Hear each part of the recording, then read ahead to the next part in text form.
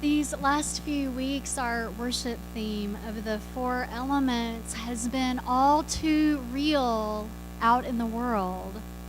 We've been saturated with images of fire, earth, wind, water, reminding us that we are not in control of the earth, though our lifestyles collectively exert incredible influence over the magnitude of the earth's rhythms and rolls.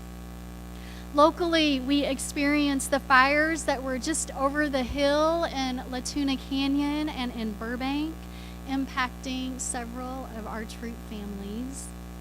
We watched and worried about the effects of the recent earthquake in Oaxaca, Chiapas, and Mexico City, and of course, there were the hurricanes. So I think we're going to wait a long while before we have the 4 elements as a worship theme here again. You all are too powerful in your collective energy. And I was really worried this week about what might happen with our worship theme today as the wind. Last week, news coverage of Hurricane Irma dominated our screens. We followed along with the maps as its path was predicted and then recalculated as that path changed. We wondered, which Florida coast will it hit, east or west? We watched as people battened down the hatches. We checked in with our friends and loved ones. We held our breath as they got onto airplanes and on freeways, headed to hopeful safety. We followed the preparations of those who left, but we also heard reports about those who stayed behind. Some of those who stayed in place were people who weren't allowed to leave, like government workers who are mandated to stay and keep city and other services up and running for as long as possible. And some of those who stayed just simply did not have the financial means to leave. They didn't have extra money for gas or hotel and didn't think they had friends or families somewhere that they could stay with.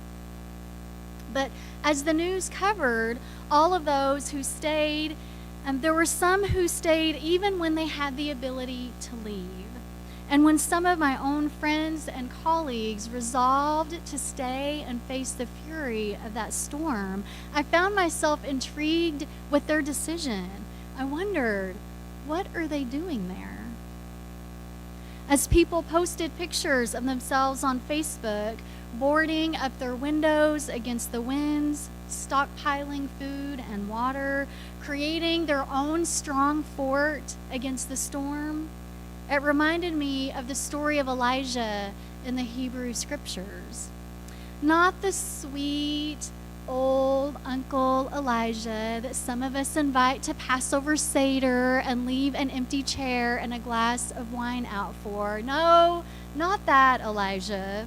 But Elijah as the young prophet who refereed a showdown between the God of Israel and a false god with his 450 prophets, a battle in which Elijah turned to both fire and water to prove the might of Israel's God.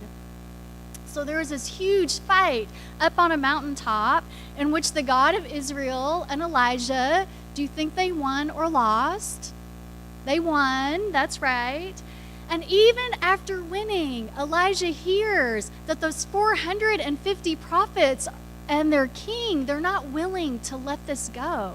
And Elijah becomes fearful of possible retribution. After all, he is only one person against 450 angry people. And so he becomes so scared, he does what most of us would do. He ran. He ran as far and as long as he could. He flees across the countryside, and he finds a cave to hide out in, a fort, if you will, and he hopes to ride out the storm of their anger. Have any of you ever been spelunking or down in a cave? Do you remember what that feels like? How dark it is? Yes. How wet it is? how dank it is in the cave, a bit cold. And all alone in a cave, if you've ever been on a cave tour, which I have in Arkansas, sometimes when you get down into the depths of the cave, the tour guide turns all the lights out. And so you can imagine Elijah there in the dark, no sounds.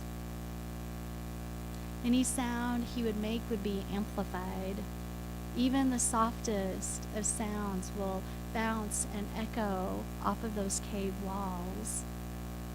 So as Elijah sits there all alone in that dark and dank cave, perhaps pondering all that has happened in his life, perhaps wondering how it is that now he finds himself not up on the mountaintop, but here all alone in this cave, far away from all he knows and loves, there he hears a voice.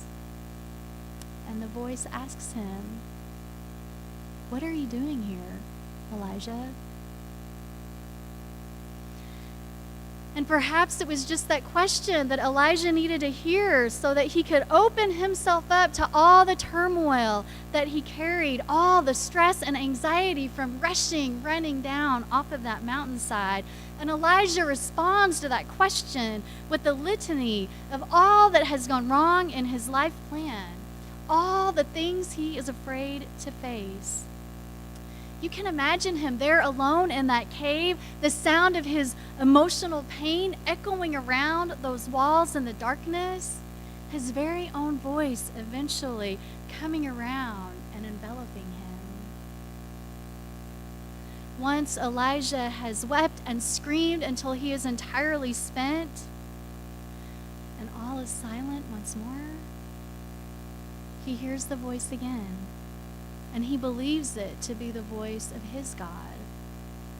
And when he hears it, the voice tells him, "Elijah, go, stand outside the mouth of this cave." Slowly, Elijah rises up and he makes his way to the mouth of the cave, hoping that once there, he will feel the presence of his God and understand what he is to do next.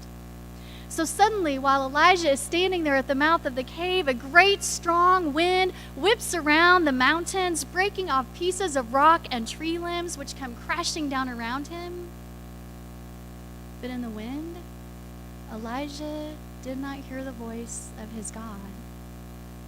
And then, just as suddenly as the wind, an earthquake shook the mountain back and forth, rumbling and grumbling, sending more rocks and limbs down to the earth in front of him.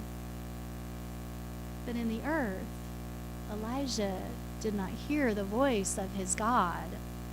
Then, just as suddenly as the wind and the earth had moved, there was a blazing fire, popping and crackling, sweeping across the earth and the rocks and the brush outside the cave.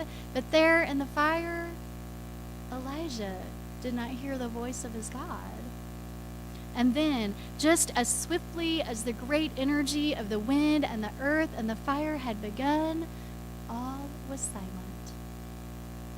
And there was just Elijah, alone, standing in front of the cave. And there in the calm is when Elijah heard the still, small voice, just a whisper, just a breath, asking him, "What are you doing here, Elijah?"